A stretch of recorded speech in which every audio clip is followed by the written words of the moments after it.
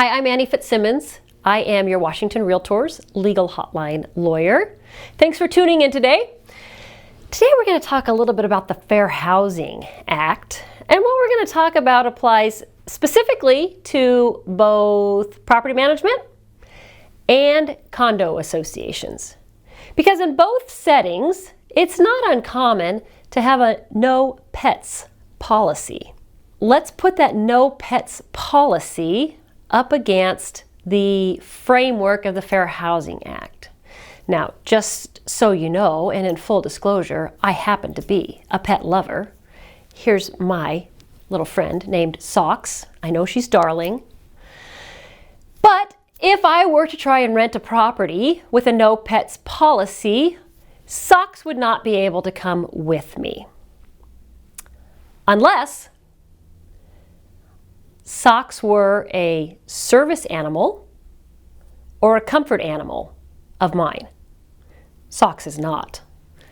But if Socks were either a comfort animal or a service animal, then even with a no pets policy, Socks would be allowed to live in either the rental property or the condominium, notwithstanding landlord rules or condo association rules prohibiting pets. Moreover,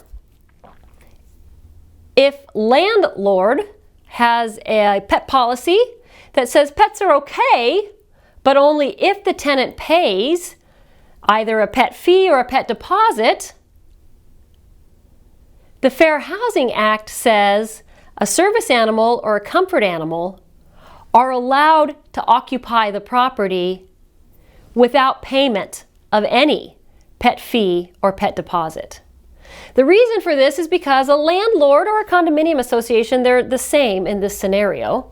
Neither can put up a barrier to residency by a member of a protected class, or said differently, the landlord or the condo association must make a reasonable accommodation for the member of a protected class. So if the member of a protected class is serviced by a service animal or a comfort animal, then the landlord's rules and the condo association rules must yield to the presence of that animal in the apartment or in the rental unit or the condominium unit. Now, the tenant or the occupant in the condo association is still liable for any damages, if any, that the service animal or the comfort animal commits. They just can't, the landlord simply can't collect a deposit or a non-refundable fee up front. And under Washington law, a landlord can ask the tenant with a service animal, or the condo association can ask a resident with a comfort animal for a letter from a doctor. That letter, as long as it says that the animal is a comfort animal, would break down any barrier to that animal living in the unit. This is a huge issue. The Fair Housing Act laws are very well enforced in Washington State. The Human Rights Commission is very protective of issues such as these, and protective of protected class members' ability to live with and have the services provided by a service animal or comfort animal. Understand these rules. Don't get into a violation of the Fair Housing Act. It does not end well. The penalties for violating the Fair Housing Act can range from monetary penalties all the way up to suspension of your real estate license. This is a very serious issue.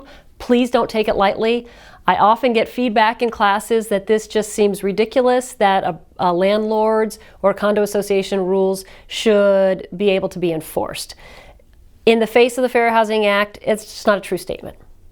The landlord's rules and the condo association rules have to yield to the requirements of the Fair Housing Act. So please take this seriously. If you have questions about this or any other topic, please send an email to me. My email address is legalhotline@warealtor.org. I'll do my best to get an answer for you. Thank you once again for being a Washington Realtors member. I hope you have a phenomenal day.